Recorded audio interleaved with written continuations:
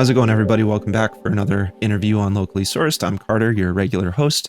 As usual, if you want to subscribe to the channel here on YouTube, down in the description below, you can hit that link, get updated on anytime we put out new content. If you appreciate the channel, you like what's happening over here, you can head to Patreon or Substack.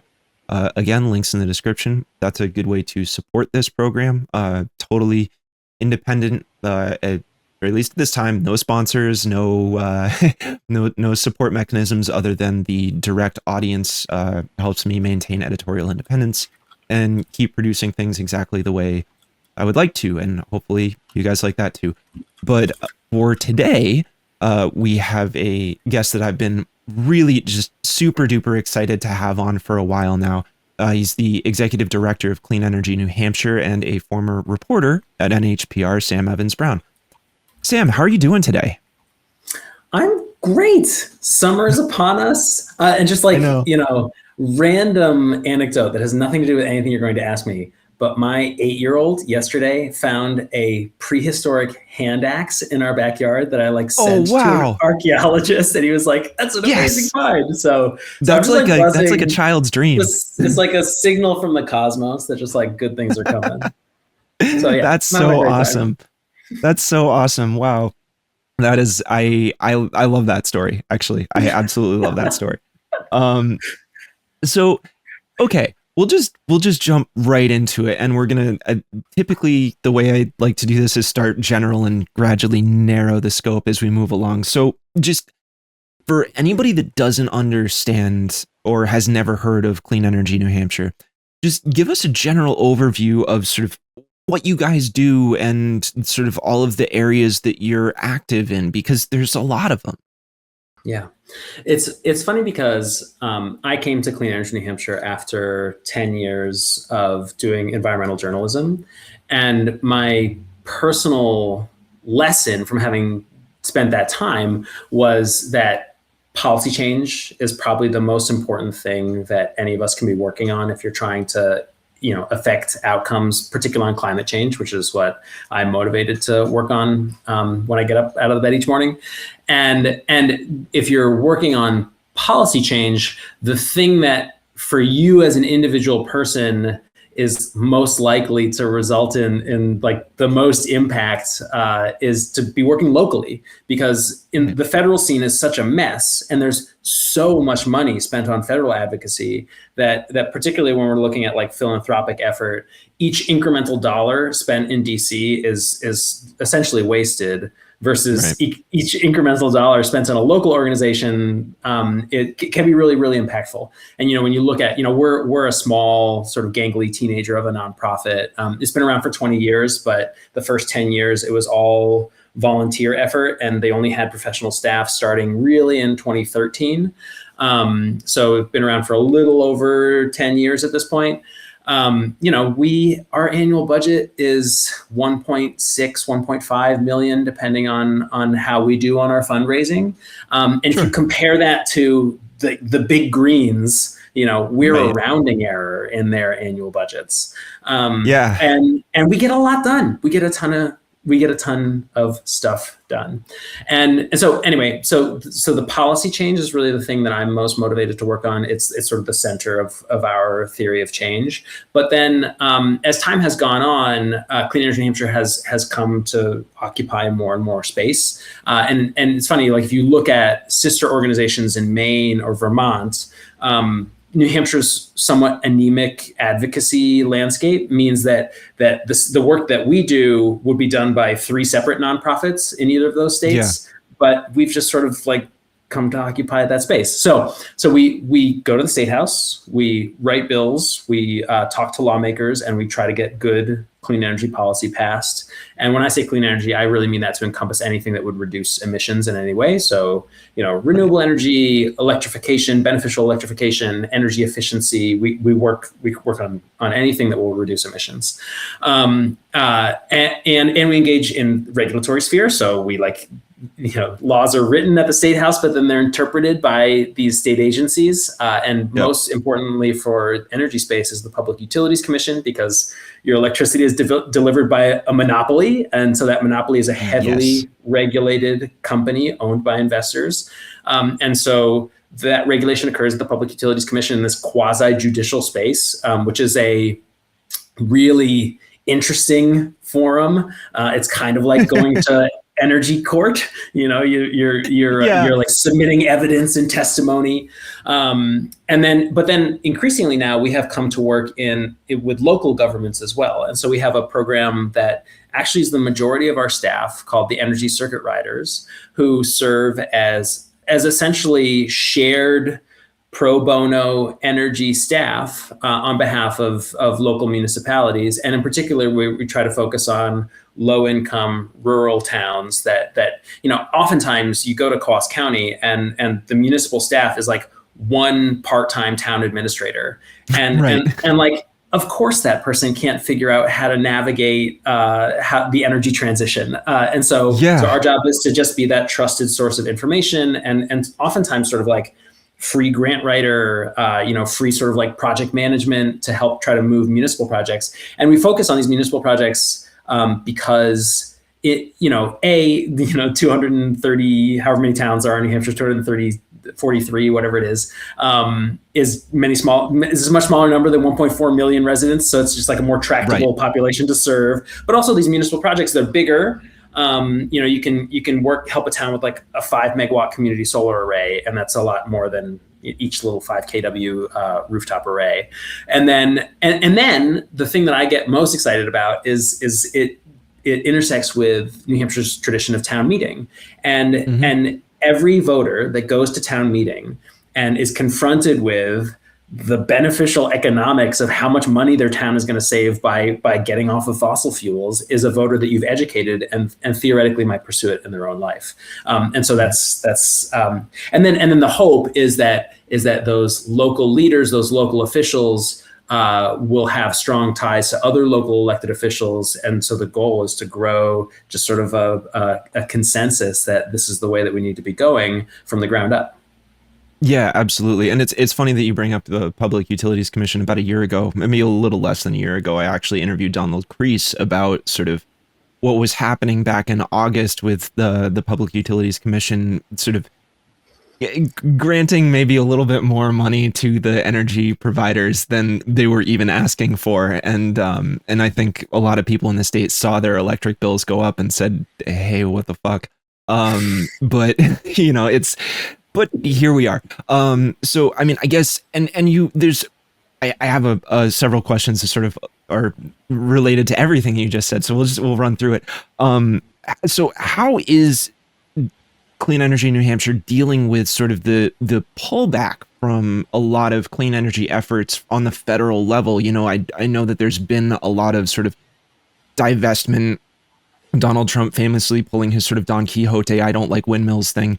And I just, when I think about the fact that we've had projects that were already in the works that would have been generating clean energy for the state of New Hampshire, that's got to sting a little bit. But at the same time, I see a lot of like good energy being spent within the state, sort of just in the same way that I've had people on this channel to advocate for mutual aid networks, or, just like building sort of community support within to try and just say like, okay, if we're not going to get it through legislation, if we're not going to get it from the state level or the federal level, then we can organize using different companies that are providing services to say put solar arrays on roofs, or people that are trying to provide funding through separate outlets to funnel green energy support. So I'm just sort of curious how you guys are handling that sort of shifting landscape.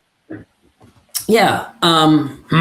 So many ways to go there. I understand. Like, I don't want to make this partisan. I understand that you guys are probably very much so need to stay neutral in a certain way. So I'm not going to make you go into that zone.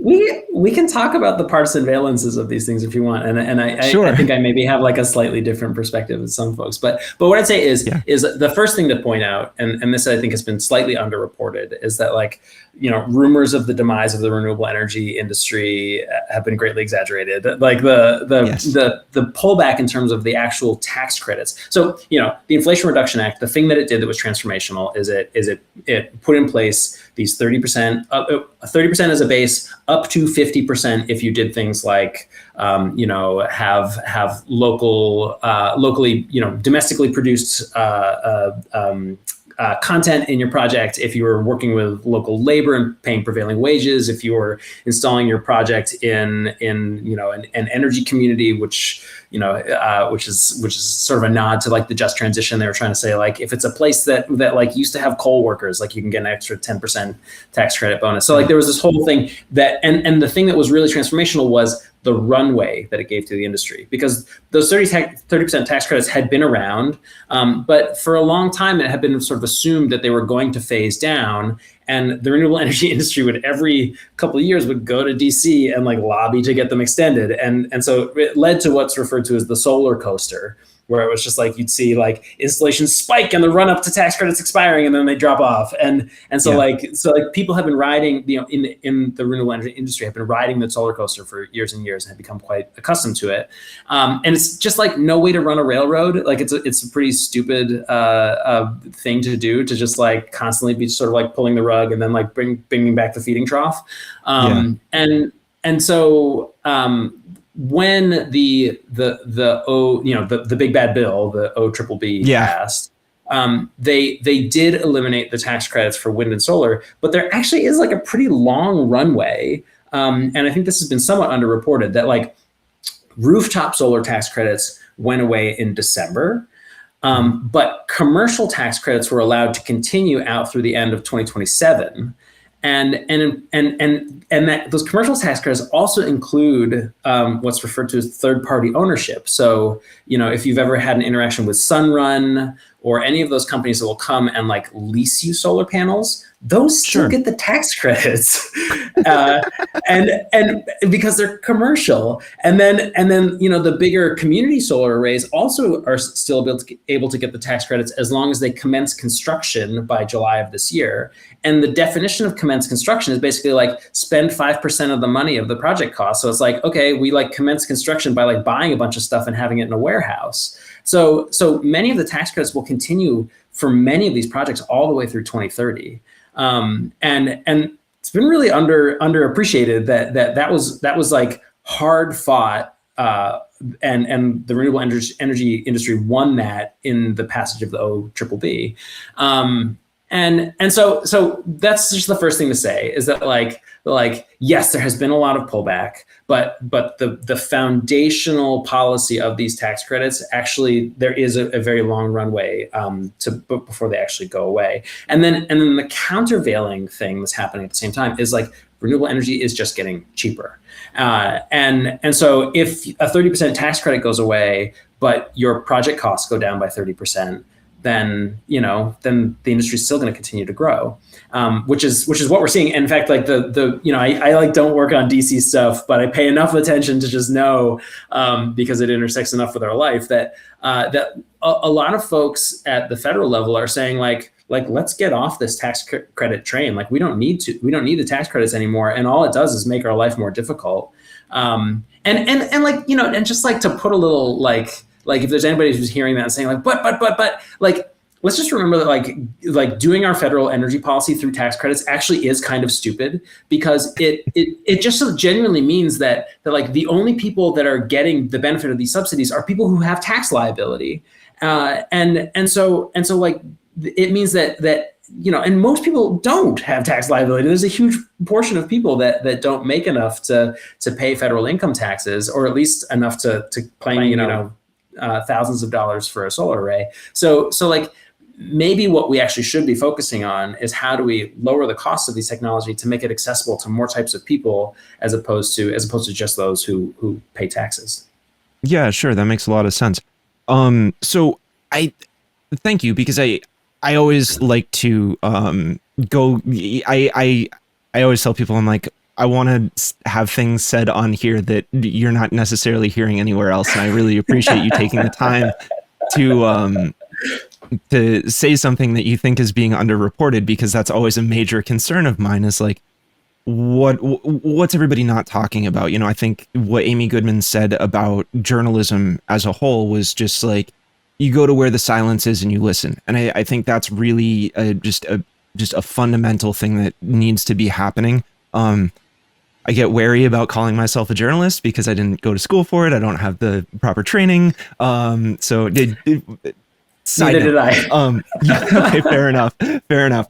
So, but I think, we're getting, you mentioned something earlier, and I think this gets to the locality of things, which is, you mentioned that New Hampshire is distinctly different from sort of nearby states or surrounding states. And I'm curious as to like, in what ways is New Hampshire different when it comes to implementing clean energy? Like, my immediate thought when that comes up is that the sort of the libertarian impulse, regardless of whether it goes left to right, of I want my own power, I want to be disconnected from the system, and yada yada yada. I would imagine that impulse would be a huge driver for people to want to engage in getting like a solar array or setting up like small wind operations on their property, things like that. So I'm just sort of curious how that plays out in a more in the minutia for the state. Totally. Yeah. No, and I agree with that completely. And it's what I find generally. I mentioned like I'm happy to talk about the partisan valences of this because generally speaking, I've got my like orange badge of shame that designates me as a registered lobbyist. Yeah. So like I'm there a lot, and I talk to a lot of lawmakers. And I talk to people across the aisle, and across the board, what I find is that most Republicans are not opposed to renewable energy. They're opposed to the subsidies that renewable energy gets. Yep. And they'll often say, if you want to do solar, like that's fine. I just don't want to have to pay for it. Which like, again, going back to the conversation about the tax credits at the federal level, like we're in a place where these technologies have developed enough that like, let's have that conversation. Sure. And a lot of the legislation that we're pursuing really is about trying to eliminate unnecessary barriers to these technologies. So for instance, on the solar side, there's a lot of enthusiasm in my world for what Australia has done, which, if you install rooftop solar in Australia, it's 1/3 of the cost in the United States. And mostly the reason for that is because they have created systems of interconnection to the utility and permitting and inspection through the local authorities that are sort of automatic and sometimes instantaneous, which has allowed the solar industry is a really interesting industry, right? Like you have these massive companies like Sunrun, and then you've got like two guys in a truck, and like everything in between. And so like in Australia, everything is really biased much more towards the two guys in a truck type operations because like the barrier to entry is really low. You get yourself set up on the interconnection and permitting portals. You just go out and start, you hang a shingle, and like solar markets itself because, it's like 30% of Australian homes have solar. So every homeowner is thinking like, oh, I should go get solar at some point. And then they like Google, like, and as long as you've put out a shingle, like your company might pop up. And then you're just like putting in these applications that with these instant portals, like you can fill out a permit application at like 2 a.m. on a Wednesday and be there at 7 a.m. the same day installing on the homeowner's property versus here where it's like, oh, you've got to put in the permit. It's going to take a week for it to get approved. You got to put in an interconnection application. Like God knows how long that's going to take. And so like you have rooftop solar developers scheduling months and months out. And that's all overhead. That's all. You have to have office staff. You have to have people that, and those are all referred to as soft costs, and they get baked in. So back to the sort of like libertarian impulse.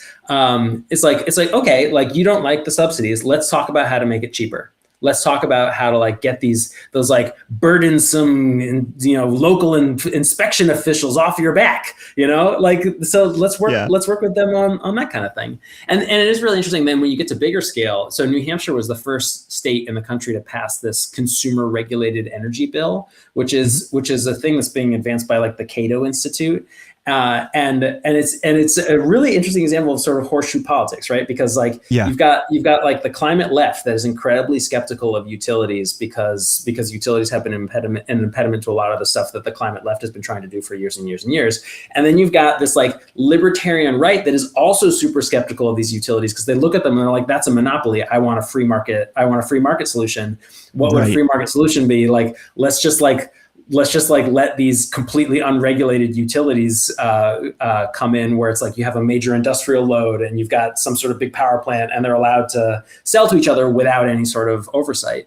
And so like we were the first to pass that, and we'll see if it ever gets used. I'm personally a little skeptical that it ever will. Like, Sure. it's funny, like my own personal evolution on this is like you start as someone who's interested in climate change, all the climate advocates tell you like the utilities are a huge problem. And then you start to talk to the utilities and you're like, actually, the utilities are kind of an amazing thing in the United States. They're kind of socialism. Like we have this massive infrastructure that we're taking the cost of and we're socializing it out to everybody. And yes, it's often owned by investor-owned utilities, which is like, and so we have to regulate it carefully. But it's pretty hard to beat, right? Like when you look at the costs of going off grid, like the utilities are offering us a pretty good deal. And if we're able to send them more and more business, there's actually a world in which their prices go down and down and down because like, the more we're using that infrastructure, the more units sold over the same fixed costs pushes the prices down. Sure. So anyway, I've gone on sort of a long tangent here, but like it's okay. The main point I'd make is that we can work with the libertarian impulse. And I think that like there's a world in which like the utilities are actually natural allies as well. So there's just like a lot of ways to come at this. Yeah, and I would imagine that it's mostly the complaint in that scenario is not necessarily like the infrastructure build out. When it comes to the utilities, it's just about sort of the interests of the owners of the utilities and the way that they're trying to sort of just make profit off of people, like a need that people have, as opposed to just saying like, hey, this is something that everybody needs. It's just is ubiquitous. Everyone needs access to electricity. Right. And you've talked to Don Kreis, right? So like that balancing of the shareholders and the ratepayers is like the core of what's referred to as the regulatory compact. And it's funny because like, appointing smart regulators who know their shit is a bipartisan concern. And like everybody should care that their regulators actually understand how to do their job. So that's apart from the whole clean energy transition question. Yeah, exactly. So, and I think this is a very interesting conversation to have, because I think when we're talking about it on the state level, I mean, New Hampshire is utterly notorious for their desire to downshift responsibility from the top end of the state to the local level. But you guys seem to work really well with that, where, you have the riders that go out and work with individual communities to suss out and come up with a good plan for these individual communities to go green. And so I'm just sort of, I'm curious for some of the details on how that effort goes for you guys and what it's like to be interacting with these individual towns and what kind of programs you're finding are successful. How do they roll out? Like, what would people who are involved in local government be able to do in terms of or expect when they go to you guys and say like, yeah, we want to go as clean as we possibly can for where we are and what we have within our resource pool? Yeah. Yeah. So the Circuit Rider program it was not my idea. It's one I inherited. It came from a series of workshops that were put on by the Tillotson Fund up in Coos County in like 2017 and 2018. And the core question they were trying to answer was like, energy efficiency in particular pays for itself, right? Like, and so in economic theory, this is like the dollar on the sidewalk, right? Yeah. Like there's a dollar on the sidewalk, and towns are walking right by it, like they're not bending over to pick up the dollar.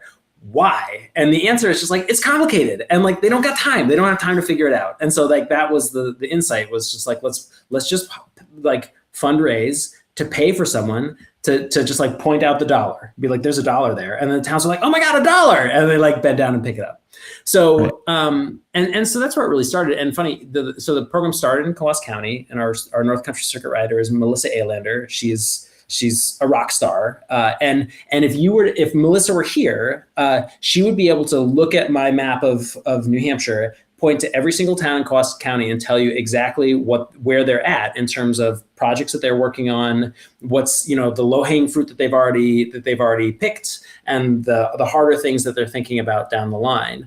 And the thing that Melissa has said to me many times, and we have really taken as sort of like a core value at Clean Energy New Hampshire, is that the key thing that she has is trust.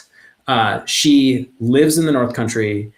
These are her friends and neighbors. When she first started, she tells a story of like reaching out to select boards and sending emails and like picking up the phone, trying to call, and just getting like zero engagement. And then she just like persisted and just like showed up at the meeting. And like when the public comment period opened, she was just like, "Hi, I'm Melissa, and I'm here to help." And just like it took like over a year before she was able to form the relationship she needed to be able to have the trust required for the towns to reach out to her.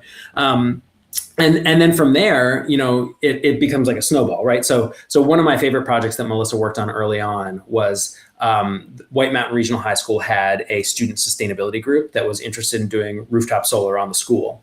And so Melissa came in and consulted with them, brought in a contractor to look at the roof and say, hey, here's where you're at. And the initial assessment was, like you actually have too much electric demand for the solar to completely offset your consumption. So actually the first thing you should do is swap out your old incandescent and fluorescent lighting for LEDs. And so they switched, they pivoted, went to an LED retrofit. Melissa helped them to apply for a USDA community facilities grant, which got the town $100,000 to do this lighting swap out, and like worked with the kids to do it. And so it was like the school and the kids, the student sustainability group that put in the grant application, got this massive grant for the school, made it so that it had like a 6-month payback period. And like Congresswoman Annie Custer came to celebrate this. And so it's like you have these like wide-eyed kids being like, oh my God, and there's just this great success story. Right. And so then they're now coming back and trying to do the solar array. And so that I think is sort of the quintessential circuit rider experience where a town, like somebody in a town has an idea, you have a local champion, and we bring in the support, the connections, the expertise required to bring the idea to fruition, and then connect them with funding sources that are mostly available to lower income communities. On the seacoast, there are fewer grants available. Right. And then if there aren't funding sources, then just like help them do the financials, because many of these things, even without grants, pay for themselves. So and then work with them to talk about how to present it at town meeting, work with them to talk about how to work it through the select board process. And so at this point, where the circuit riders is a staff of 6.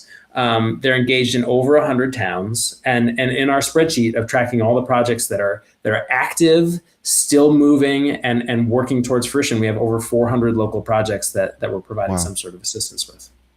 That's awesome. That's a lot of spread. That's very it's definitely, and I think just thinking about it, I'm just like, what I appreciate about what you guys are doing is that it's not just simply climate or energy activism, right? It's not just simply showing up and saying, hey, we don't like this thing, please do better. You guys are looking at it from a very solutions oriented perspective and saying like, okay, we're at A, we want to get to B. Let's actually try and, do the cartography to figure out the path to get to where we need to go. It's like, so, and that's really, I think that's incredibly commendable, for just, it's like, especially in a state where things are so hands off. having an organization like you guys here doing that kind of work helps bring it to people, so that they can make a meaningful change. And again, I mean, to, your point about sort of the horseshoe of everything, in politics, I think that that meets a lot of people regardless of how they sort of politically identify, exactly where they're at. And that's that. I hope that that's sort of the experience that you guys are having on the day to day when you've got the circuit riders going out and communicating with individual people in towns. That is you nailed it, right? Like so any good movement, right? Like the climate movement, of which I like consider myself a part. Yep. Any good movement has many actors working on many different theories of change, all pushing in generally the same direction. And like sometimes it's not 100% the same direction. Sometimes it's sort of like we're going this way and they're going that way, and we have to just be like, okay, like we're just going to agree to like not work together in this particular moment, but like we're all Right. recognizing that like we're directionally going this way.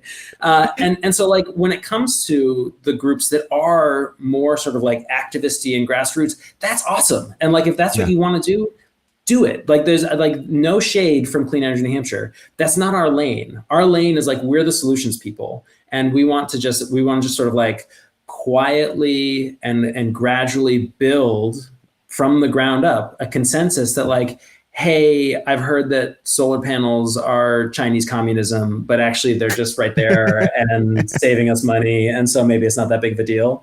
And like that like it's funny that like I look at the libertarians in the state of New Hampshire, and I forget who it was, but at some point I remember reading a piece by one of them that said our goal is to get to a point where no matter what party is in power, there's a majority that's like pro freedom, and I kind of see our goal as being the same thing, which is Right. like I would prefer to live in a world where it doesn't matter if we live in a purple state and sometimes the Republicans win the state house. I would prefer that doesn't mean that like every time the Republicans are in control, I have to worry about them like outlawing solar panels. Right. And that's really what we're trying to build is a consensus that like, hey, it's fine to just save money and use fewer fossil fuels. Right. From my perspective, it's all very simple in that sense. But again, it's like it's simple in a complicated way. Yeah. Yeah. But so I think this actually gets to sort of a separate angle that I think is worth getting into, because you guys spend a lot of time and energy at this point. I'm based off of just a quick look at your website, you guys are also committed to EVs. And I would imagine that you guys have done a lot of work to help get like EV charging stations set up throughout the state. I know we have one here in my town, and I would imagine you guys. I saw the little marker on the map, so I was like, I bet they had a hand in that. So wait, what town are you in? I should know this, but what town are you in? I'm actually out of Peterborough, so Okay. it's So it's what Peterborough has a thriving scene of local advocacy organizations, yes, and we do. so I would say we had a very much a bit part in that. I know all the folks that got. In fact, I have Yep. a funny story, which is that. And sorry to sidetrack you, but No, you're good. one of our supporters lives there in Peterborough, and I was hanging out with him, and he told this story of when they were installing the chargers in the town parking lot. He was like walking downtown to get a sandwich, and he saw that they had like laid the wrong size conduit, and he had Oh, to no. he was like, oh no, stop, everybody stop, and they're like, no, there's a contract, we have to continue, and he was like, I'm gonna call the town manager right now, just don't do anything for 15 minutes, and he had them like pull up the conduit and put down the right size one so that they could like expand it in the future. And so Oh, and it's a little bit like I don't see our role as doing everything. I see our right. role as like we're the sort of like train the trainer. Like we want to create communities of committed local volunteers who are going to have a local energy committee. And we're going to connect them with all the resources that they need in order to have success. And Sure. Peterborough is a high flying town. Like they don't need us. But then what we can do is like we can then all the lessons that Peterborough has learned, we can get those out to like Stoddard and Nelson and towns Right. that don't have that same capacity. So anyway, Yeah, we absolutely. work a lot on EVs. Yes. Yes. Okay, cool. So, I just like separately, like I hear all kinds of crazy things about EVs, right? And I think asking you these questions is great because it's like, it's a way to get somebody who knows a thing or two about it to weigh in. So first off, I guess how like just talking about the availability of the products themselves, right? If people just getting into EVs, there's a few questions that I have regarding this. One is sort of like, how is the domestic market here in the United States faring when compared to sort of other international markets? You know, like I think, you know, you brought up the joke about Chinese communism, but I think there's a lot of people that are very aware of the success of BYD. Yeah. And that's not, to my understanding, you know, and correct me if I'm wrong, but to my understanding, there's a big part of the reason we don't see BYD here in the United States is that there's been sort of a tacit admission that if they were allowed into the American market, we would basically see companies like Ford go under like that Yeah. because they just have their technology is so advanced. You know, I've heard from people that live in Vermont that a big criticism that they have of the use of EVs and why they still stick to ICE vehicles is because the weight can be a problem. So like the core, yeah, and I've definitely gotten that response from people, but a lot of what people refer to when they say that they're concerned about the weight is usually their sort of anecdotal example is that you've got these sort of weird winters where you'll have these warm spells, and on the dirt roads out back they'll melt out for, you know, over the course of maybe 2 or 3 days as you're hitting temperatures in like the 40s, low 50s. And then all of a sudden you have a snap freeze. And if somebody decides to take a Cybertruck and drive it down that road, they're cutting these huge ruts into the road, and then it freezes, and then the road has these giant ruts, which in some instances causes the town to have to spend money to maybe regrade the road come springtime. And so that's one sort of criticism that I've heard of So EVs in the US. I assume these people also oppose F-150s and big trucks with dualies and Right, like that would indeed be the follow-up criticism, right? It's like, well, dude, if you're gonna put a 350 on the road, it's gonna cut into it, right? And can I just want to like riff on this for a second because Totally. I don't want to dismiss the idea that EVs have downsides. Like, right, obviously they do, right? Like there's a lot of, I think, like trade-off denialism in climate land where like the most devout advocates are like, no, this is better. And it's like, listen, right. like EVs are there are things that we have to think through when it comes to EVs. The weight issue is real. It's, in my opinion, a sort of a red herring, like, because as I just like the Ford F-150 is the best-selling vehicle in the United States, and so like it weighs more than most EVs, and so right. like yes, a Cybertruck weighs more than a Ford F-150, but also like how many Cybertrucks are there on the road? Like not that many. There's many times more big trucks than Cybertrucks. And like it's funny, there was a bill that passed this year that so everyone who gets an EV pays a registration fee to offset the lost gas tax revenue. So it's $100 a year for your EV to pay for the roads, which I think is good. Like we should pay for the roads. Definitely. And this year a bill went through that created a 3-tiered structure. And we didn't support or oppose it. And we were just like, all right, this seems fine. Like let's like if this goes through, it's fine. It made a $50 fee for super lightweight EVs. So like you think of like that Mercedes-Benz guy, the little tiny one, the i3, I think it is. And then like the vast majority of anything up to, and I forget the cutoff, is either 5,000 pounds or 8,000 pounds, pays $100. and then anything over that threshold, the 5 or 8, whatever it was, is going to pay 200. And like when I was looking at it, I was like, literally the only vehicles that are in this super heavyweight category are like the Hummer EV and the Cybertruck. And so it's just Right. like, what? And the Silverado, like those were the 3. So Yep.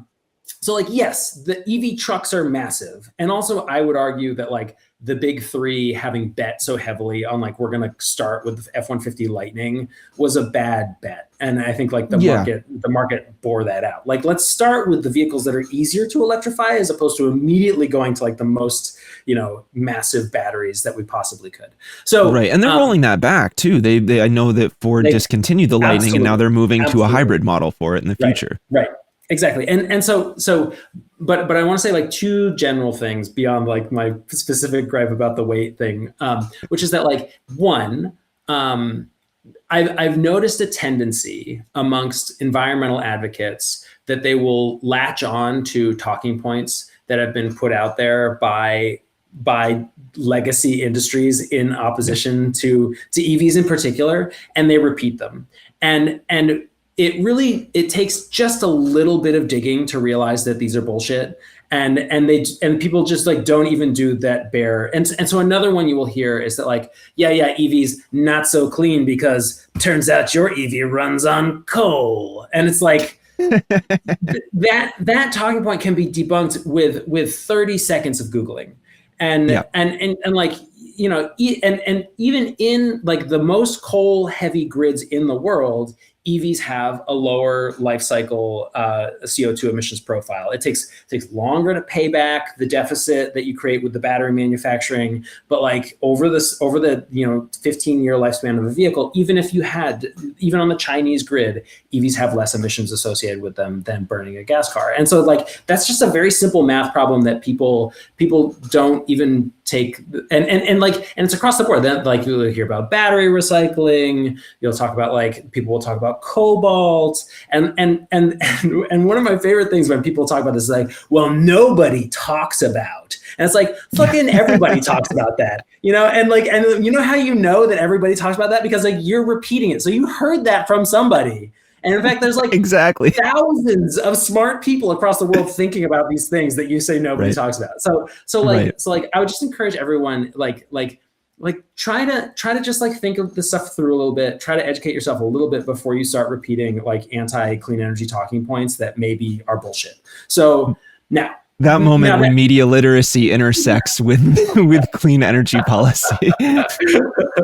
and one of the things I think, and this is where I like, so I just like went off a little bit, and then I want to like pull it back and just like try to be understanding, which is that I think it's a defense mechanism, because I think most people are like, okay, so like you want me to reduce my individual personal emissions, and they like get a quote for solar, or they go and see how expensive an EV is, and they're like, fuck you. It's expensive, and like, yes, these things can pay themselves back over time, but like that's not how the world works, right? Like if you don't have the money, you don't have the money. So there's a long way to go before we make these solutions accessible to everybody, and we have a lot of work to do to create programs and policies to try to make them more accessible. So like I understand it, and I think that like you go, you look, you see that this is like inaccessible to you. You hear this talking point that you're like, oh, that sounds good, and then you repeat it because it makes you feel better about not having to think any harder about it. And so it's like, I get it, but generally speaking, I would just say like anybody listening to this, if you've heard any of those things, like if you've heard that like solar panels are going to poison your groundwater, which is another one that's floating around out there on the internet, I would just say like maybe they don't give a shit what I think, but like I spent my entire life working on this, and most of that is bullshit, and like, yes, there are trade-offs. They're much more navigable than folks think, and so that's true of EVs as well as other things. Yeah, well, and I think so. The sort of addendum to where I was going with that too, and I'm glad you took the time to explain all that, because part of the reason my interviews run on the long side is because I want to give people time and space to go on these tangents, because I think they're important. But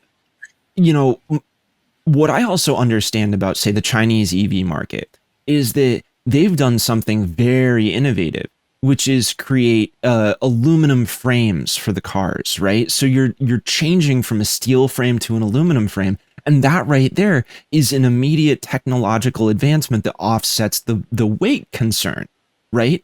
Now, are we going to see that anytime soon? I don't know, because that means that, like the manufacturing required to produce those aluminum frames is very, very specific, and to my understanding, China is the only country that has that production capability at this particular time.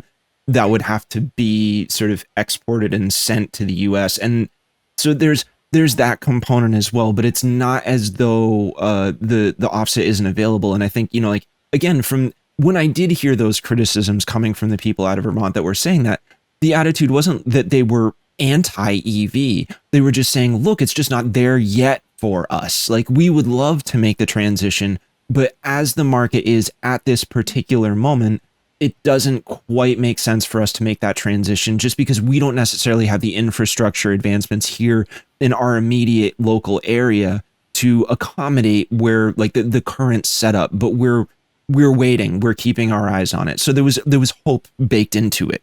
And I thought that was interesting, you know what I mean? But it does sort of this dovetails nicely into the sort of the next question that I have, which is sort of like the concern about proprietary electric technology, and sort of the differences between companies. And sort, like, I in my head, and maybe this is an oversimplification again, I really enjoy setting up straw men for my guests to knock down. But I always think about it in terms of, like, Apple gradually removing all of the plugs on their computer, the standardized plugs that you then have to buy the special adapter for in order to use everything, right? So it's like, oh, we're going to have this very specific Apple Thunderbolt probe thing that, like, and now you have to buy another $75 adapter just to use USB. And so I have sort of an impulsive concern for that kind of thing happening, as, the monetary interests of companies to say, like, oh, you're going to buy Tesla, well, we're going to make sure Tesla has all of its own plugs so that, you can't adapt to anything, and there's not sort of an industry standardization. And I'm just sort of, my question would be, like, is that a concern that you guys find yourselves coming up against when trying to roll this stuff out? Yes. Well, and you centered in on like the EV charging plug question, which it's funny. Like, this is just, like, very obviously a central role for government, and this is, like, where government should be coming in and saying, like, this is the way that we're going to do it, because having 4 different fast charger plugs is in fact stupid. Like, if we want to have a national network of these things, like, we should just pick one and go. One of the things that the Biden administration tried to do was they created what's called the NEVI program, the National Electric Vehicle Initiative, which came up for a lot of criticism, particularly, like, in Ezra Klein's Abundance book, as it's taken a really long time. Don't get me started. It's one of the programs that took a really long time to roll out, and sort of miraculously, it is in fact still going. It's one of these things that has, like, survived the Trump cutbacks somehow. And I don't fully know the full story, but, like, the New Hampshire Department of Transportation just issued a second round RFP for more fast chargers on corridors. And one of the things they try to do is they said, like, listen, if you want this funding, you have to use this kind of plug. And, like, they're trying to standardize. And so it's like that's what government should do. And actually, I actually get much more worried about another set of technologies, which is one of the things that I get most excited about is what's referred to as demand flexibility. So the grid as a whole, because historically we have not had cheap enough batteries to be able to store any meaningful amount of energy, and because the only other kind of storage, that grid scale storage, is pumped hydro, and there's just, like, not a lot of good places where you can, like, hollow out the inside of a mountain to create a massive pumped hydro storage facility. The entire grid has to be built to meet our peak electric consumption. And the analogy I like on this the most is, like, imagine if, like, we had a highway to Martha's Vineyard, and you had to build the highway big enough to meet like peak traffic on 4th of July weekend. It would be like a 24-lane highway. And right, it's like, and another one is like parking lots, which like parking lots are sized at big box stores for like Black Friday, right? And so most of the Yeah. year it's like massive empty parking lot. And so like that's how the grid is built too, because we have Yeah. no way to store the energy, so it's delivered all real time. And the statistics on this are pretty bonkers. It's like 40% of the cost of your electricity goes to satisfying like the top 5% of the hours of the year. And so like in terms of making electricity and therefore, beneficial electrification and all the things that we want to electrify, in terms of making those more affordable, avoiding those peak hours is the most important thing. And so how do you do that? It's like, well, you try to like, there's a lot of different things you can do. Like batteries will be a big part of that. And I'm very bullish on like EVs being actually part of the solution to how we lower peaks of the grid. But in very simple terms, there's a lot of electricity consumption that like we could just do in smarter ways. Like you could just program things so that they run in the middle of the night instead of at the time that everybody's cooking dinner in their electric stove. So that's referred to as demand flexibility. And generally speaking, like in the early days, like we've been talking about this for like decades. In the early days, we're like, oh, well, like let's just do it like how they used to do like long distance calling, where I'm sure you remember when we were kids, you'd see the ads for whatever landline service, and they'd be like free nights and weekends, Yep. and so Totally. Same kind of thing. It's like, let's have differential pricing for different times a day, and people will just respond. And like historically, the uptake to those types of programs is very low. It's like 2% of people give enough of a shit that they're going to sign up for a time of use rate and then like run their dishwasher at night. And so it just doesn't have enough impact. And so much of the discussion has been, okay, well, like how could we make this so that it happens automatically, that people sign up for some sort of service with some sort of product, and we manage that for them, and then we pass on the savings to them as part of it. And so these are like Wi-Fi enabled thermostats, managed charging for EV charging. It's like the big loads in the house. All of those products right now have like a software layer, like a middleman that is trying to extract some money from the customer. They're trying to take a slice of the pie. And it is a massive barrier to being able to deploy this demand flexibility, which if we were able to deploy it, could save us billions of dollars nationwide. Like there's just this Brattle report out, and it's like, oh, like Tesla's got their battery software and like they want a piece, and like GM has their charging software and they want a piece. And so like to me, it's like the government should just step in and be like, it's gonna be Bluetooth. Like we're gonna call it this new thing. It's gonna be like Bluetooth for demand flexibility. We're all using this standard, and like nobody gets to make money off of it. It's just gonna be like infrastructure. Yeah. No, I mean it's well put, and I always, generally speaking, like because I tell people, I'm like, look, like my channel is, I don't hide where I come from on my political beliefs. And generally speaking, my attitude is, I'm like, look, when you hit a certain point with something where it becomes just a need for people, once it's so ubiquitous within society that everybody needs access to it if they're going to engage with being a participant of society, you need a sort of that's the point at which the monopoly of government becomes important, because then you're talking about needing to transition out of a market and into a public good, because at that point the competition of a long-standing market is going to gradually lead towards monopolies. As as companies succeed and they make a lot of money, they're incentivized to then buy out competitors, which reduces the number of competitors available, so competition goes down, and then you're getting the monopoly anyways, except you don't have any democratic say over what happens with that monopoly. So then it is, to your point about everybody trying to get their cut, those companies are now sort of carte blanche, nickel and diming you over what, just their the incentives of their shareholders. And that's just unfortunate, because you're talking about a thing that, like, look, everybody needs electricity. You know what I mean? Like, I think, it's we're just at that point. I don't think anyone is going to argue with that Yeah. at this point in time. So and I think you brought up a number of really good points here. And it sort of gets around the question that I would have, or the one that I wrote down, which is sort of like you talked about the grid and the need for the grid and the scale of the grid. And I guess my question is like right now, there's another straw man to knock down potentially. How ready is the sort of maybe we can talk about New England, but we can also talk about just the nation as a whole. How ready is the grid to accommodate like a massive transfer to electric vehicles? Yeah.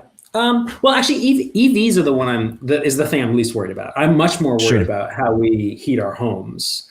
Yeah. And there's been just been a general push to move towards electric heating. And I think a lot of the advocates, we talk about trade-off denial. I think a lot of the advocates have not been willing to wrestle with how hard that's going to be in a northern climate like New England. So Right. EVs, to go back to that one. The typical American drives 34 miles a day.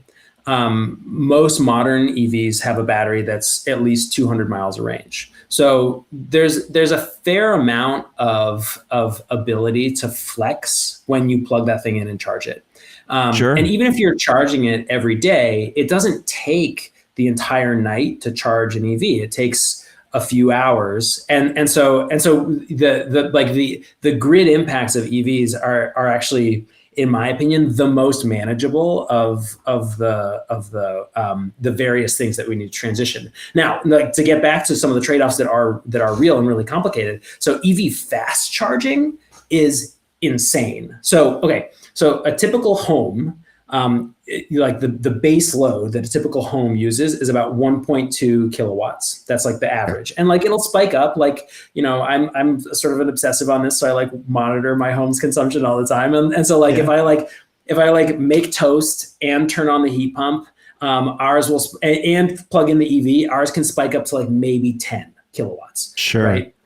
An EV fast charger, the lowest powered ones, the ones that are actually like kind of slow and annoying, are 50 kilowatts. So five Wow. Okay. times what a typical home uses at, like, with everything on blast. Yeah. Those are the slow ones. More and more, you're seeing 250 kilowatts, 350 kilowatts. The Chinese EVs that you talk about, where they're like, oh, it charged in 5 minutes. That's a 1 megawatt charger. That's like a fucking Wow. aluminum smelter, right? Yeah. Yeah. And so the grid impacts of fast chargers are actually very difficult to manage. And so it's like, generally speaking, what we want to be doing with EVs in order to minimize the grid impact is slow charge them as much as possible. So we want like Right. neighborhood chargers, and we have two at home. So I have a Nissan Leaf, which both of them are used, by the way, is another thing, another Nice. canard I hear about Nice. EVs. They're like, oh, you're just like you should be better off with like a 1978 Dodge, and it's like you can buy used EVs too, and they're fine. So we have Sure. a used 2013 Nissan Leaf, which was like the original gangster of EVs. And our joke is that it's a car on a leash, because like at this point it's got about 60 miles of range, which is like when your gas light turns on in a regular car. Right. So it's like, Yeah. like the range anxiety is real in that car. Yeah. And that one, we just plug into a regular wall outlet, and it's Yeah. charging at 2 kilowatts, right? Like it's an incredibly low impact. Like a hot tub has more impact on the grid than charging that car. And like, and then a home fast charger is like 32 amp, 240 volt. So it's like maybe 7 kilowatts, right? So as much as we can be charging EVs at night in low periods of load, what you're doing is what the actual impact on electric rates is like, you've got this peak that you've got to meet, that all the infrastructure has to be built for that peak, and then you have these low periods. And if you fill in the low periods, like the way that electric rates are set is they take the fixed cost of the infrastructure and is divided by the usage. And so if you keep the numerator the same and have a bigger denominator, everybody's electricity gets cheaper. And so Yeah, I was going to say that would benefit everyone. Right. And so like whenever people are like, oh, your EV's gonna like black out the grid, I'm like, bro, I'm making your electricity cheaper by charging my cars. So like, don't at me. Yeah. No, I think this is exactly why I wanted to have you on, because I think dispelling some of these myths that people have about the, and even look, like, I will admit my own spots of error and ignorance when it comes to this. Like, I can think of more than one occasion where I have perpetuated some of these myths, and like, just simply because I didn't know, and I didn't take the time to Google it. I didn't take the time to dive into things or create any kind of direct comparison to something that already exists. And I think having those indication points to refer to so that you have a reference it's really, really important. And I don't mean to like shame anybody on this stuff because this is No, really no, freaking no. complicated. It's so complicated, right? And like a lot of these things sound right and have this sort of like truthiness to them. And often there is like a kernel of truth. And so like you started this question with like, is the grid ready? And the answer is Yep. no. Like the grid is not ready. And it's funny. I have this. I get invited to do talks a fair amount, and it's like one of my favorite things is to go and like run my mouth. And I really love. This is like a very sad thing to say out loud, but I really love PowerPoint presentations, and I love like I love a good PowerPoint. And one of my favorite ones that I've done is talking about how basically like all this stuff, like how the clean energy transition and like the affordability agenda can be the same thing if we do it right. Right. Yeah. And like that's a big caveat, right? Like if we do it right.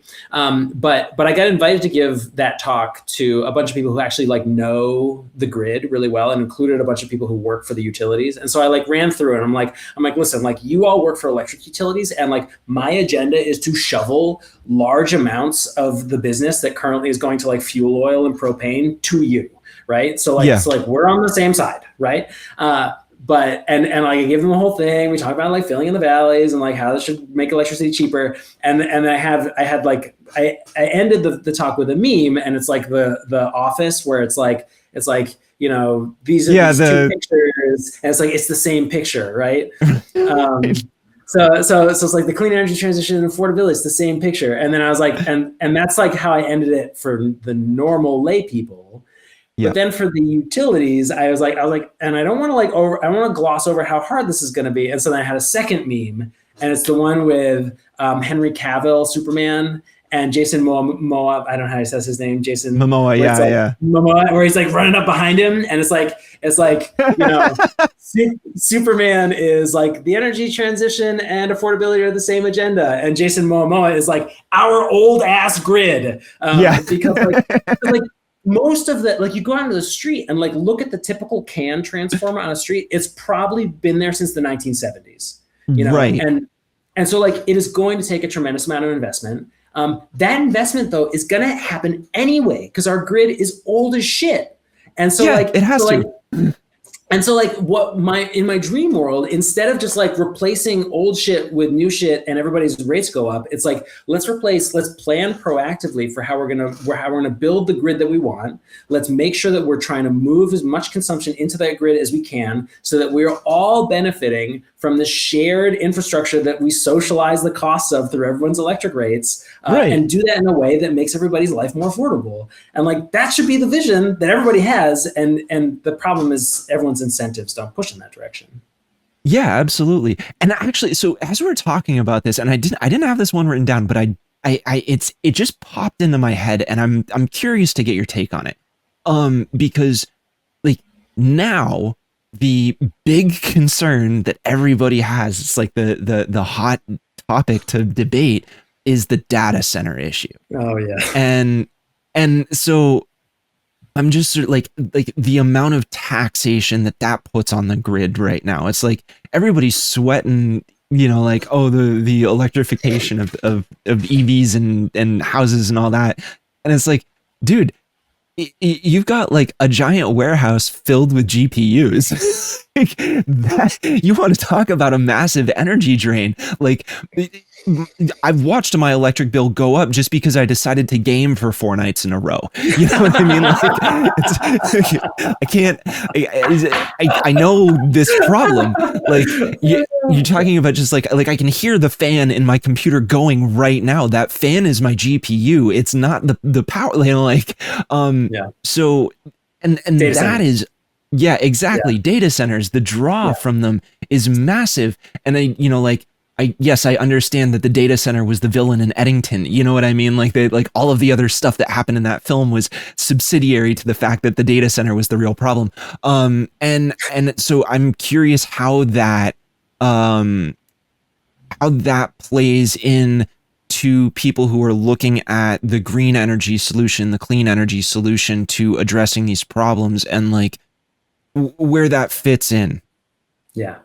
I will just say generally, it's been like really dispiriting to watch everything that's been happening in the data center space. And to me, it's dispiriting for a number of reasons. So I would say like generally speaking, as my like personal constitution, I'm just like a little more tech forward than I think like Yeah. the average person, probably like the average liberal person. Probably, I don't 100% no. So like it's like there's a lot of folks that are just like AI is bad. You should never use AI. I like Yeah. wouldn't count myself on that train. Like I actually think it is very useful. Like I'm really busy, and I have found a number of times where it's like, wow, that was a task that would have taken me 5 hours that just took 30 seconds. And like Right. it's there's some ways in which I'm like, I can see how this is useful. Now you look at what's happening across the country, and you have all of these hyperscalers racing to build off-grid gas turbines, and of course that's running into a world in which there aren't enough gas turbines to buy because GE Vernova and the manufacturers had been like scaling down, planning for an energy transition, and then they're like whipsawed back into like now everybody wants our product, and so it's like a 7-year lead time on buying like an actual power plant, and so they're like, okay, well we can't get actual power plants, let's just like buy a bunch of jet engines and like repurpose them to like run a data. And so it's like it's insane. It's objectively insane. And like one of the big reasons why that's happening is because the whole paradigm under which we've allowed the monopoly utilities to sort of like gatekeep the interconnection queues for new generation coming on. We've allowed them to sort of like gatekeep the data that about their system that we would need to know where's like a good place to put things. So like these things called host capacity maps. That like the utilities only create if you tell them you must create this map so that we can know like where it is that we should develop things, and then historically like the data that goes into them is just trash, and so then you're like, hey great, looks like there's capacity here, and then you submit an interconnection request, and they take a year to answer the question, and they're like, nope, no capacity, $2 million please, like so like the whole paradigm of how we do grid planning and how we interconnect renewables onto the grid and how we have let like the utilities run this is incredibly broken. And that unmovable object is now being hit by this unstoppable force of these hyperscalers that have like more money than God. And so what results is this insane situation where they're going to build off-grid jet engine powered data centers, which is just like incredibly dispiriting to watch. Now, so like that's like that's my take on the national trend. It's just like it just shows how broken utility regulation is, that it's happening. Yeah. I would say that if anyone thinks there's going to be meaningful data center development in New Hampshire specifically or New England generally, I will bet that person the finest bottle of bourbon that they would like me to buy for them that there won't be meaningful data. Because like our electricity rates are super high. New England is famous for our bipartisan NIMBY consensus. And like we just watched it unfold in Nottingham, right? Like that whole scenario, that was like you could not have possibly genetically engineered a better scenario to generate more vociferous backlash than that. It's like, let's go to the town that had a fight over a bottling plant for 15 years and propose a data center for the exact same spot where they were going to put the bottling plant. Right. Yeah, yeah. And I mean, and for what it's worth, it's like I had a number of friends that were pretty involved in the just trying to take action to prevent that from happening. And I've spoken to people, and I was certainly happy to see it. People were saying, "Hey, can you make it out? Can you bring your camera? Do all this stuff?" And I was like, "Oh man, my life's going crazy right now. I can't drive out. Nottingham's not exactly close to me, Yeah, so I and just and again, like no shade. I brought up the NIMBY word, right? Like which is typically an epithet, right? right, It surprised me 0% that nobody wanted that data center there, right, uh, and it's just like but I also think I think generally speaking, there are going to be not very many and not very big data centers built in New England. It's driving the national discourse right now. It's basically going to be a non-factor for New England, and so sure. and so I would just encourage everyone just like let's keep our eyes on the ball, which is like the stuff that we're likely going to see, which is like EV growth, heat pumps getting installed in more and more homes, and like how do we manage that, which is going to be enough of a challenge on its own. Yeah, absolutely. No, I'm inclined to agree. And just, I mean, like something, this is maybe a little bit of a divergence here, but I'd spent time in town like a number of years back. We had a sort of a discussion in town where everybody wanted to. We had a lot of people that wanted to do affordable housing projects. I mean, not projects in the urban sense, but just like new affordable housing opportunities in the community. And going to those meetings, it would get very, very heated, and you would have this sort of traditional like NIMBY versus YIMBY debate to a point where it actually the temperature of those meetings devolved to such a degree that that we actually had to the person administering the meetings changed the group to be a committee on how to communicate kindly with each other. Like it was Yeah. wild stuff. But it's since those days, like you mentioned sort of the epithet of NIMBYism, and it's like there's the nuance that gets lost there is there's a couple different kinds of NIMBYs and YIMBYs, right? And so I think a lot of the people that would be yes in my backyard about more housing opportunities for low income families are the same people that would be very not in my backyard about a data center, right? So Mhm. it's not really cut and dry like that. It's a much more nuanced discussion, and I think it's this is why I personally get very frustrated with like slogans and just like short one-liners, because I find that they truncate a lot of detail and nuance out of discussions, and people get very sort of embedded in them. And it's like, and this goes for you know regardless of your political persuasion. I mean,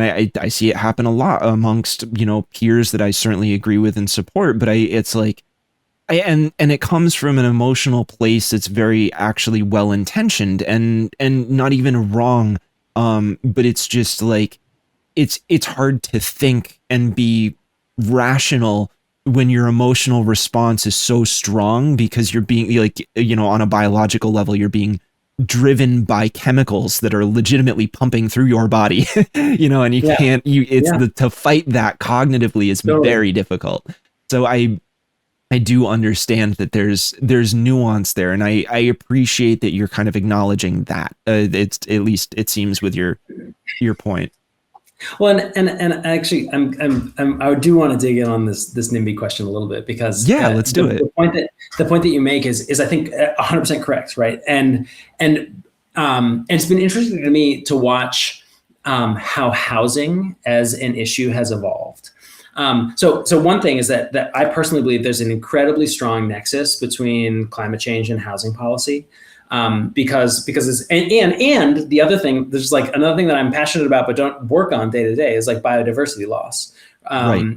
which almost in some ways feels to me like a less tractable problem than climate change. Like climate change, I feel like I know how to chart a course through this incredibly thorny and wicked problem. Biodiversity loss scares me, right? Yeah. And one of the solutions to biodiversity loss is like, hey, maybe we should not all be living on 2-acre lots in the woods. maybe we should like build up our town centers and have Right. more dense housing and be able to walk places and not have to drive everywhere and like Yes. gain the like dramatic thermal efficiency of just like having our houses share walls as opposed to having to build like many different super insulated homes all over the place, right? So Yes. like housing has like very clear nexus, very clear nexus with our work, and so like it's like I am so psyched about how housing has risen to become an issue that like again, like I talk to conservative folks over at the New Hampshire State House, and I've heard young conservatives talking about housing in the same way that like climate activists in San Francisco talk about it, Right. where which is like an amazing development and came about through years of concerted activism by and like shifting of the narrative, like activism that came from sort of like, how do we change the dialogue writ large. And so it's interesting because now, whereas 10, 20 years ago you proposed, a dense affordable housing, set of buildings in a rural community, there were no people coming out in favor of those. It was like Right. this like greedy developer versus the like nice, folks living in this rural place that was going to have its character changed. And so to me, the question that faces a lot of the folks that are in my position, which is that like, to actually transition the economy off of fossil fuels, we're gonna have to build a bunch of stuff. And Yeah. we're gonna have to work in a concerted fashion to figure out where we're going to build those things and build support for those projects in communities. And the thing that I have witnessed over my career, so like at NHPR, I covered the Northern Pass project. I Yep. covered the state having chased the wind industry out. Like there will never be a new wind farm built in the state of New Hampshire unless the laws that have been passed change. Right. I've seen the Northeast, the NED, the Northeast Direct. Oh God, what did NED stand for? It was a gas pipeline that was going to Sure. go through Yeah. southern New Hampshire. I watched us chase that out of the state. So it's like, so when I say there's like the bipartisan NIMBY majority, it's like there is no type of infrastructure that New Hampshire will not chase out of this state. And Yeah. so my like main takeaway from that was like, okay, like we need to have a serious ground game, and we need to think really hard about community acceptability of these facilities. And so like here in Concord, there are two community scale solar projects underway. There's one out on the Brochu Nurseries property, which is in that direction behind me. Sure. It's in the sort of north end of town. It's an old part of this. It's agricultural land that was terrible for growing because basically when they built 93, all the slag that they pulled out got like dumped in this one spot. And so like the guy's like, I can't even grow trees. Like I can't grow anything there. And so like 7 megawatts of community solar getting built out there, and then another 7 megawatt project is getting built on our capped landfill. And it's just like I drive by those projects, and it just like makes my heart sing, because they're not small infrastructure. It's like 50 acres of solar panels, Right. but has been sited in such a way that the community's totally bought in, and like the savings are being shared by all the taxpayers that are benefiting from it. So it's, and so like every community needs to have that conversation about like, okay, this is what we need to build. Where do we want to put it? How do we want to put it in? How do we want to like, invest in it? And like, that's what we're trying to do over here. That's awesome, man. And actually, I'm so glad, because my final question, and we were like, a little bit ago, I was like, oh man, how am I gonna segue to this? But we've actually done it so beautifully. I'm so tickled. So the question is like, and this will be the last one, is how accessible for like low income, middle income families is, switching to a cleaner option? You know what I mean? If you're, if you're really strapped, like your property taxes are insane, you haven't had a raise in a number of years, like you've got like this, your property value's going crazy, you're not making any more money on a house, like the value of your house has doubled. You know what I mean? Like I'm currently trying to figure out a house to buy, and it's very difficult for me to find anything that's less than $500,000, which is not something that the bank wants to give me a loan for.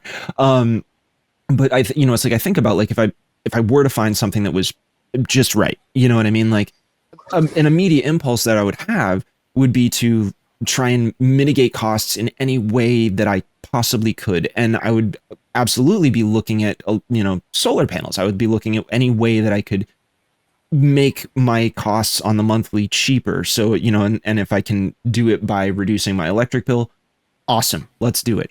The question then becomes like, if I don't have the sort of liquid capital to do something about that, then Yeah. I'm in a bind. And it's not even just out of selfish interest of like I want to pay less money on my monthly bill. It's like I also genuinely care about my community, and if I can sort of kill two birds with one stone and help myself and everybody else, it's like that's a win-win for everybody. So do you guys have sort of any programs or anything specifically sort of built out that you're working on to make that more accessible for that lower income bracket of homeowners and maybe even renters, something that renters can bring a pitch to their landlord and say like, hey, like I know that the costs are getting kind of out of control right now, and this might really help us. Like it's like you benefit, we benefit, everybody gets something out of this. Yeah, there's not one answer to that question. Sure. There's a lot of different answers, but I'll tell you some things that we have worked on that have moved through, and then I want to give just like a broader answer to it. So the first when I started here, one of the first bills that I wrote, and I'm very proud that it passed, was a piece of legislation that created a low-income community solar program in the state of New Hampshire that is currently resulting in there's 4 1-megawatt low-income community solar projects that are getting built as a result of that law having passed. It's not the whole answer to your question. What it does is there are folks that have reached out to their CAP agency, their community action program. They've gotten enrolled in what's called the electric assistance program, where it's like, hey, I can't afford my electric bills. Can I get some assistance? And those people, there's a list of them. There's about 11,000 of them statewide. And so what this program did is it said, we're going to do a request for proposals. We're going to have community solar arrays get built. And then the bill credit, the financial benefit from those solar arrays, we're going to automatically take people from that list of 11,000 people and give them the solar savings that you would normally get from a community solar project from them. So it's like we passed that bill. Another that we've gotten through just this year, it's headed to the governor's desk as we speak, is for what's called plug-in solar or balcony solar.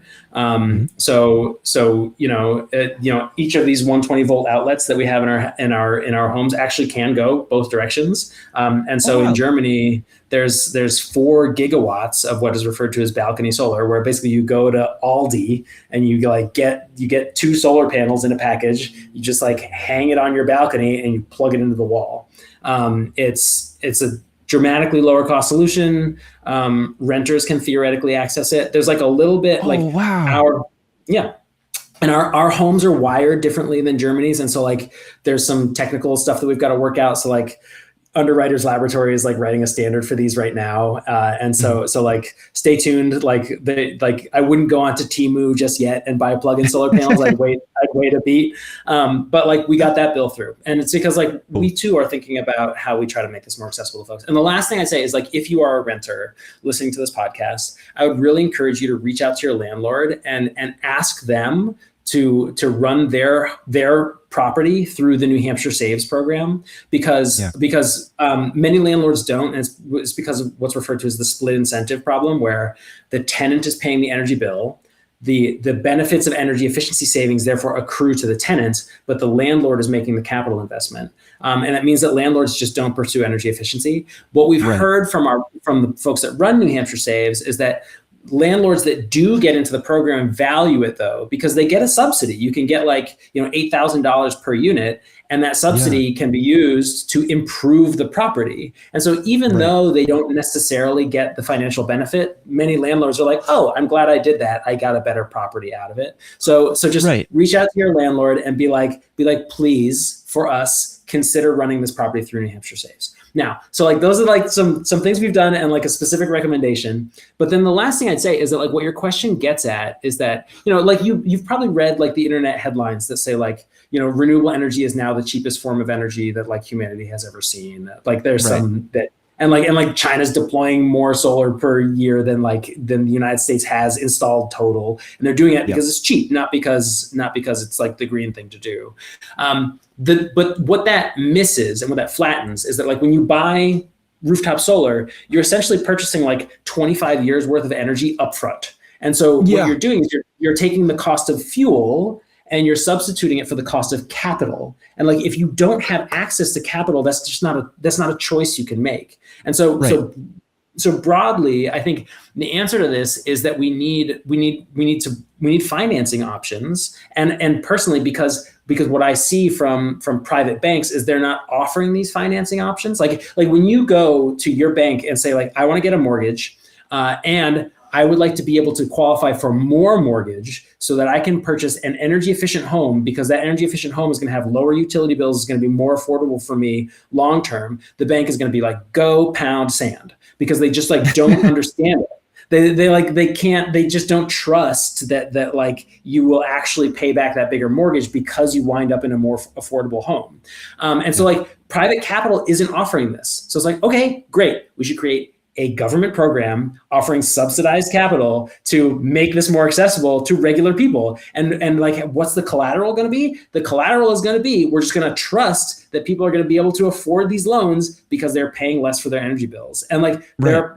there are states that have rolled that out. New Hampshire can pursue that. It would like, if you built it the right way, it wouldn't cost any taxpayer dollars. It would just be a revolving loan fund.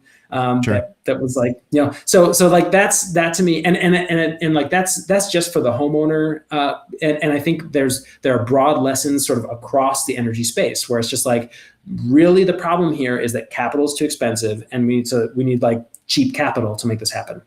Right. No, and that makes a lot of sense. And I think I'm glad to have sort of the spectrum of response there, because it's just like it does seem like something that gets overlooked and people maybe aren't necessarily aware of the nuance or division of like where the benefits lie for each individual party and who gets something out of it. Like I think your point about the, why landlords don't necessarily go for this is a really good one, but it's like on the back end that maybe they're not thinking about is like, hey, it's gonna raise your property value. Like, Yeah. it's like you do win a little bit, dude. So yeah, and I think that's that's a really I appreciate it, and this has been a lovely conversation, Sam. Thank you so much for joining me today and talking about all this stuff. I feel like we covered so much, and I mean, I learned things. That's like a massive part of the reason I do this, is because I get to talk to all these people that know so much more about stuff than I do, and I get to learn about it, and it's really exciting. And I think seeing what's happening on the national level can be really disheartening at moments.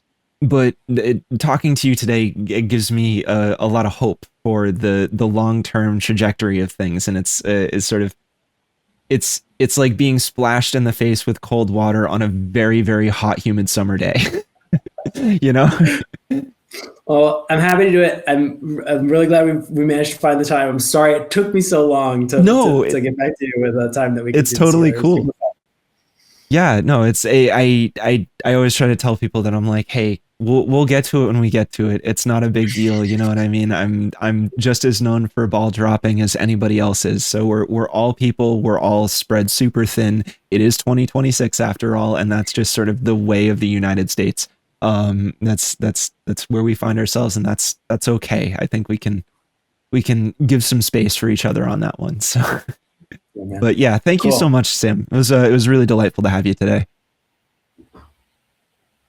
And that does it for my interview today with Sam Evans Brown. Thank you guys so much for tuning in. As always, you can subscribe to the channel. You can support through Patreon or Substack now. Super happy to have that set up. And yeah, we will catch you guys on the next one. Thank you so much. And it will be, have a good time, and we'll see you soon.